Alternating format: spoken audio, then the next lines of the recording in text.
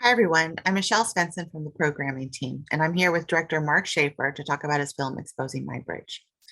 Marc is an award-winning veteran filmmaker based in Oakland, California, whose work has uncovered complex and oftentimes controversial stories, such as the BP oil spill in National Geo's Can the Gulf Survive, as well as the most watched Al Jazeera English documentary, Broken Dreams, about the contentious 787 Dreamliner.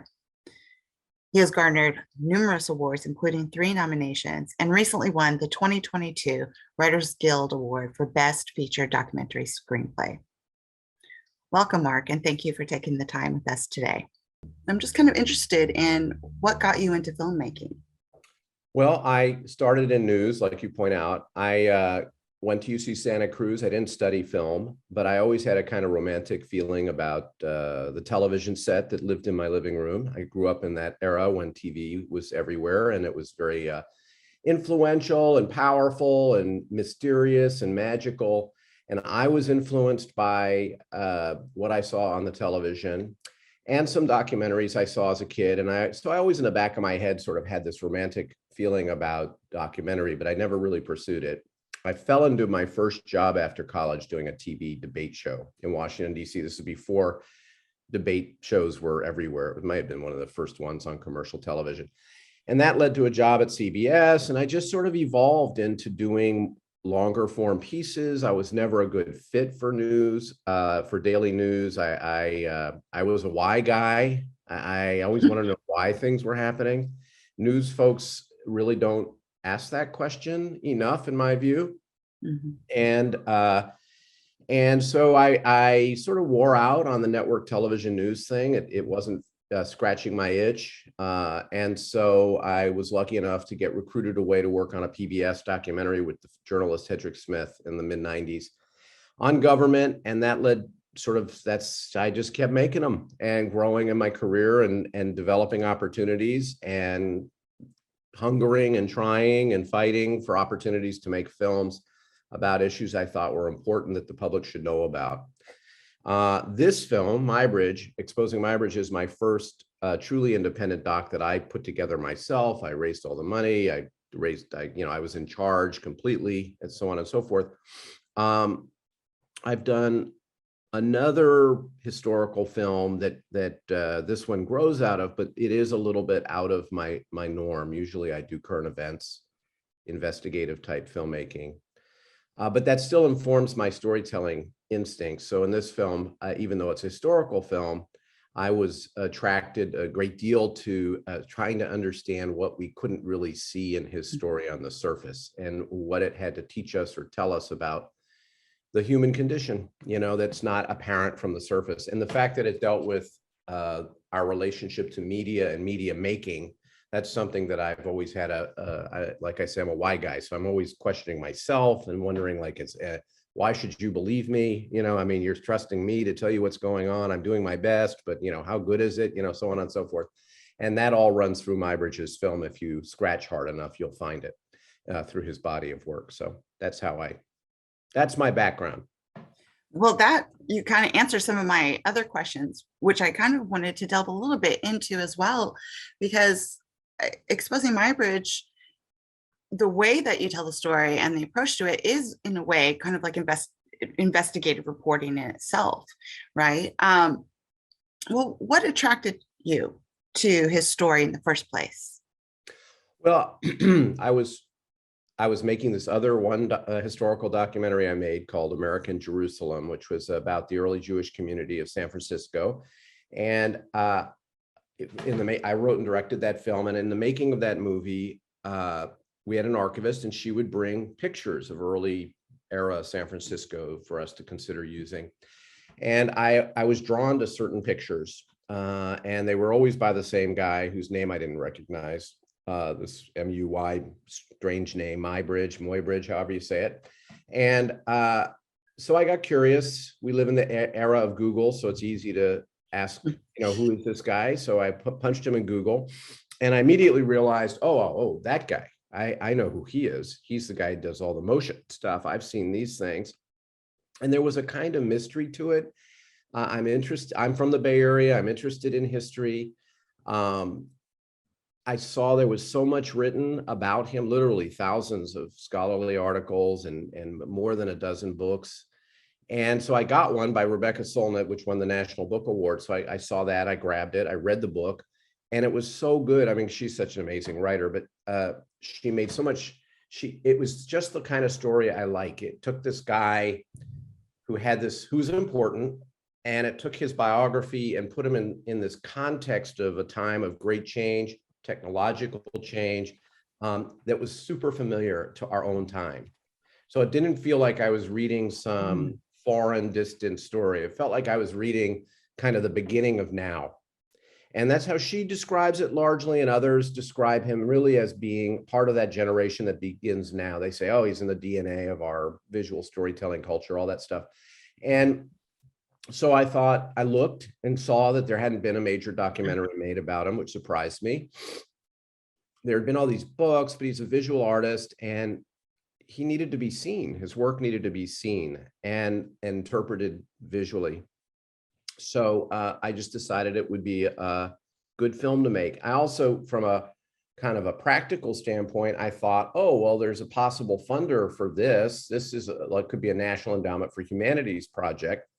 You know, documentaries are very expensive to make, and you have to think about, well, where might I find resources to make such a film? And I thought that that was a possibility, but I wouldn't have done it if I didn't have a passion for what I was reading in terms of the story. And it was this idea that Muybridge cracked open so much more than what was on the surface of his work. You know, I came to understand photography so much more deeply by doing this project. And I came to understand, I think, that I would say, as I was developing the film, that, you know, the truth of Muybridge lies outside the frame. And so the more I began to understand that idea, and I began to understand who he was, the time he lived in, the forces that were shaping that time, his role in American history, he was working on behalf of powerful interests who at that time were, pick your word, developing, colonizing the West on behalf of the United States. So he's not, by today's standards, for most people, certainly on the middle or to the left, he wouldn't be considered a heroic figure, and I kind of like that about him too.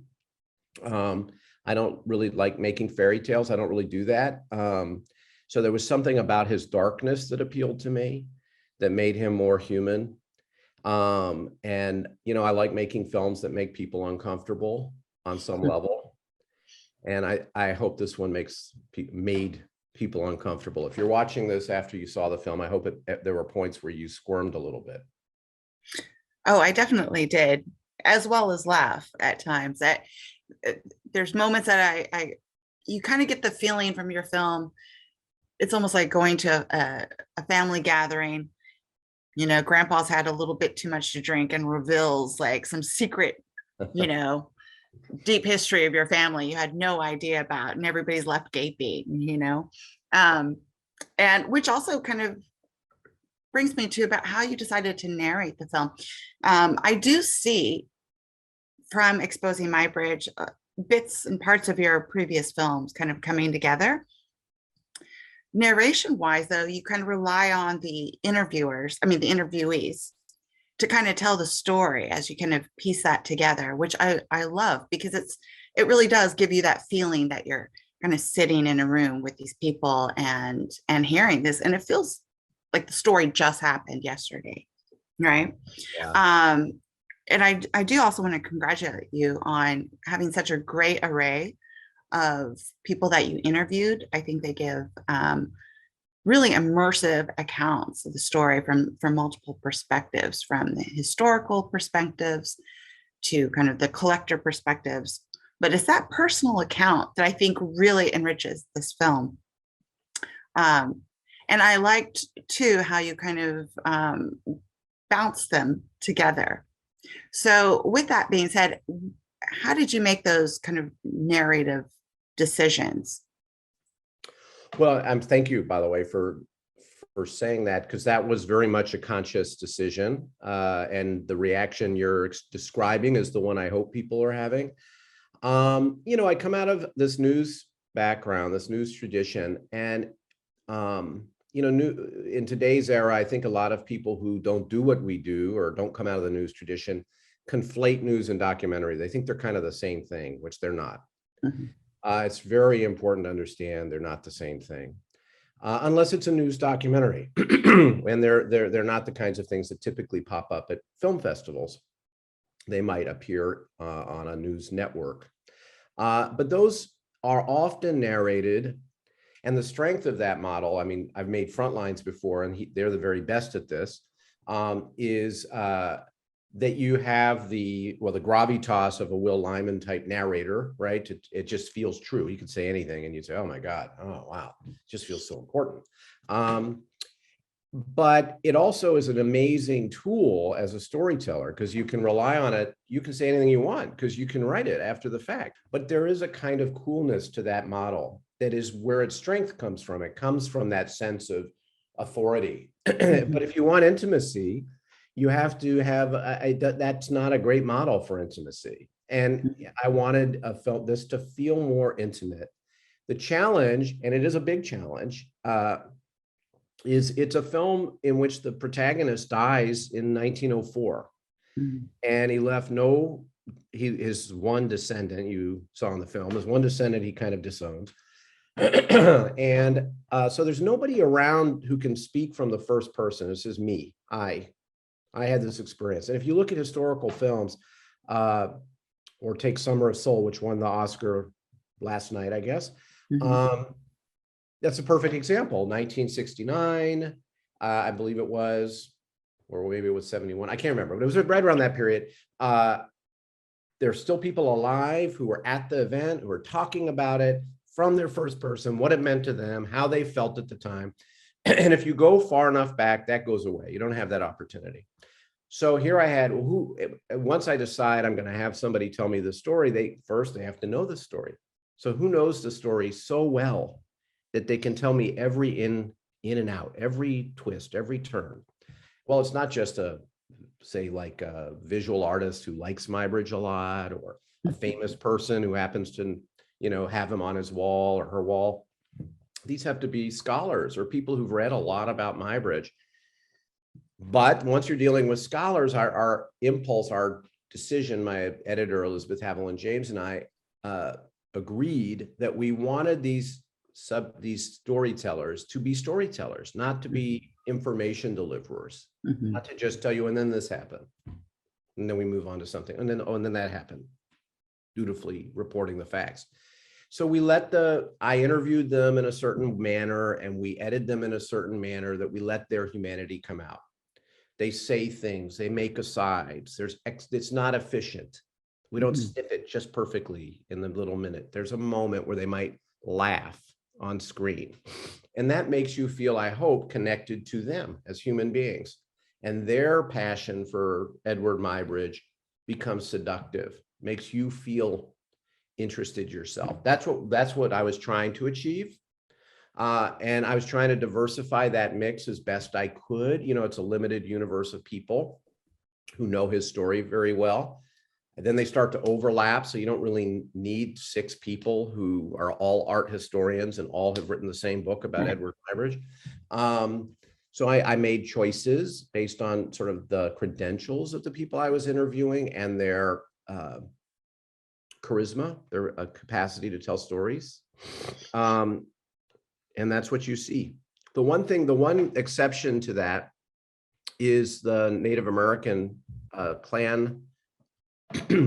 tribal clan leader, Richard Jackson, who doesn't know Muybridge per se, but I became very interested in Muybridge's relationship to the Native community, which is rarely talked about in the books about him. What gets written about quite a lot is the Modoc War, which he photographed, you saw in the film, which of course is a Native conflict, but not really, there's not a lot typically observed about the fact that, there's Native people all throughout Muybridge's photographs. Everywhere he goes, they're in his pictures, whether it's Alaska or Central America or Utah or Yosemite, they're there, or for that matter, in the San Francisco Bay Area, occasionally you'll see a Chinese person pop up. And so he seems drawn to these non-white figures, number one. And number two, he's documenting a moment in time in a place where these people are. That's just who happens to be there when he arrives. And he has this capacity, this chutzpah, to kind of hijack his commissions. He needs these big, powerful interests like the US government or railroads to hire him, to pay him for these very expensive expeditions to go photograph these things they want photographed.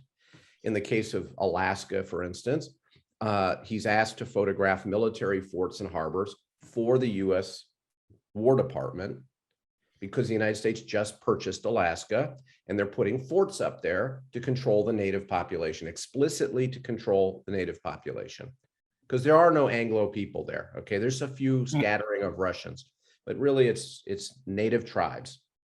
And the US has now taken this land and said it's ours. And they're concerned. They're fighting Indian wars all across the West, and they're concerned about what's going to happen up there. So he's like a tool of the War Department, a tool of expansion. But yeah, I mean, yeah, there's a couple of pictures that you would call military forts and harbors, but he comes back with these beautiful pictures of native Tlingit people, the first ever made.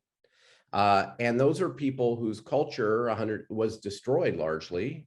If destroyed maybe be too strong a word, but was dramatically altered in a not a good way by the arrival of the United States. And that's what this guy, Richard Jackson, speaks to in the film. So he's a little bit of a departure from the other experts in the sense that he speaks more personally about his feelings. But I chose him because he was representative of this moment in time that Muybridge captured.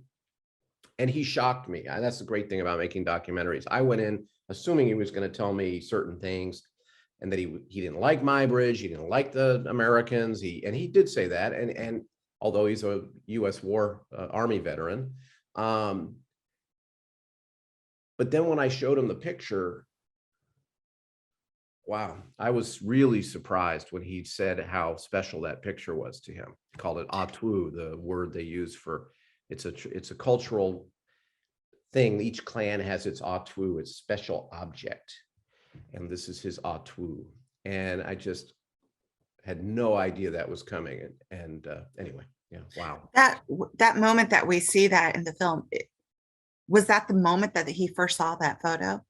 No, he's seen those photos before. That's why he says it's his special thing. It's his treasured thing. He looks at it from time to time. Yeah, no, he had seen it before. But, I'm trying to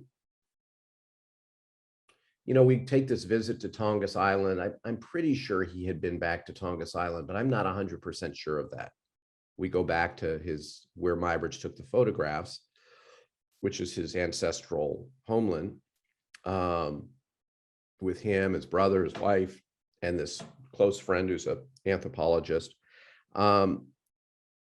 And that was spectacular and so dramatic and emotional to sort of go back to this island that is now uninhabited, covered in trees. They find an old totem pole that's, looks like a tree trunk, doesn't look like a totem pole.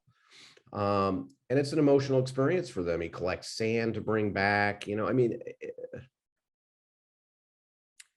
I guess for me, that felt like, another dimension to the meaning of photography. Even though Muybridge is telling a story and he's manipulating his images and he's working for powerful interests who, in this case, are, their interests are contrary to his. What he left behind ends up having enormous value to Richard. So. Well, I really did appreciate, and that was actually going to be one of my questions about including the kind of emphasis on some of the Western Native American tribes. What was that like, kind of traveling in Muybridge's footsteps for these expeditions to Yosemite? Kind of touched a little bit about how it was in Alaska, but I'd love to hear more about that. Well, that's one of the joys of making documentaries, is that you're the person, everybody sits, myself included, and watches a documentary, let's say, and if it's a good documentary, we're very moved by that experience, and there's a kind of magic and mystery and power And there's, a very small handful of people who have the privilege of actually being where we are watching, who are with the camera, okay? Yeah. In addition to controlling the narrative and all the rest. And I'm always conscious of that when I'm in the field. I mean, yes, it's very, very stressful at times because you're worried about getting what you need. You're directing crews, you're managing budgets and logistics and all these things. But if you're sitting on a deserted island, one of the most beautiful places I've ever been, in the middle of Alaska, with a group of people who descend from this place, and you're sort of touching American history this way. For me, that makes it worthwhile. I mean, that really is so beautiful to be able to do that, even when it's a dark story. I mean, I made movies about MS-13 gang in El Salvador, and I had to go down there, and that was really, really unpleasant and scary. I mean, there were like guns involved and police, and it is not a happy, joyful thing. But even there, I was thinking, God, look where I am. Look what I'm seeing. Look what I'm experiencing. And more to the point, what does this mean? How can I give this to you in a way that is honest and authentic and helpful, not exploitive or manipulative per se? And we live in an industry that's economically driven, like all. And, too often, the driving forces in our field are financial. What do we think people want to see? Right. What can we create that will make them come watch this? Because we'll make money if they come watch this. We won't make money if they don't. Well, if you're working in so-called nonfiction, that's very problematic. And so, to be present in a moment, even in a film like this one, where so much of it is interview-based, not experiential, I consider that a privilege. The era of documentary filmmaking is certainly at maybe a tipping point in a way. I think there's still a moment of rescue left for that journalistic aspect of film. And I do appreciate that the way that your approach to films tries to be as truthful as possible. I feel strongly about this. And I talked about Muybridge hijacking his commissions for his own purposes, which is in the film. And I love that idea because that's what I try to do, because I get commissioned, because that's how you make a living. And, and I try to sort of do what I want to do, even though my commissioner has perhaps a parallel, but not exactly the same agenda as me. And I always, everything I do, I don't think the audience will see it always. Honestly, it's so subtle, but hopefully it gets inside their bones. That there's something subversive. I always like to say, oh, that's the subversive part. That's the part where I'm subversive. So I did this, and it's always about being honest and authentic, but subverting the conventional wisdom or the story that we're supposed to believe. And usually about American power and American governmental power. That's the thing that I focus most on. And the sort of fairy tale about the United States being this, wonderful force for good in the world. And I love telling stories that make us second guess or reconsider that question from various points of view, policy or race or gender, whatever.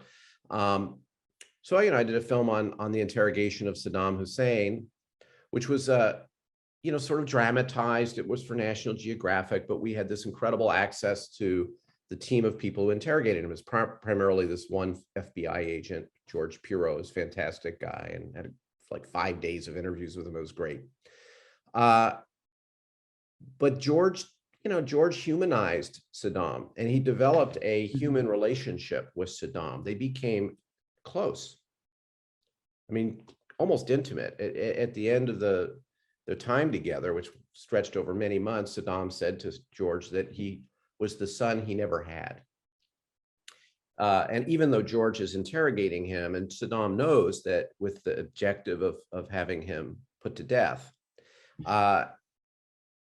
And just the humanizing of this cartoon figure that we were fed on our news magazine covers and on the nightly news, complete with a war soundtrack, of courageous music playing in the background, and branded titles, about our wonderful march into freedom. That's like a subversive thing to do, to suggest this monster is actually a human being, that it's more complicated than that. Don't believe the hype. Consider the source. Ask questions. So there you go. Music.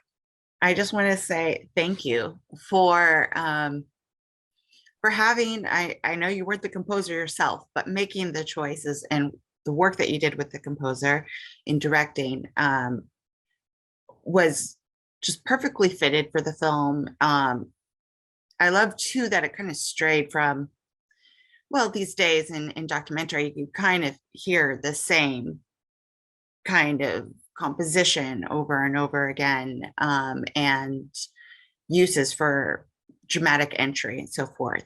I know we don't have that much time left here, but if you could comment a little bit about your choices in working with a composer and what you are aiming for.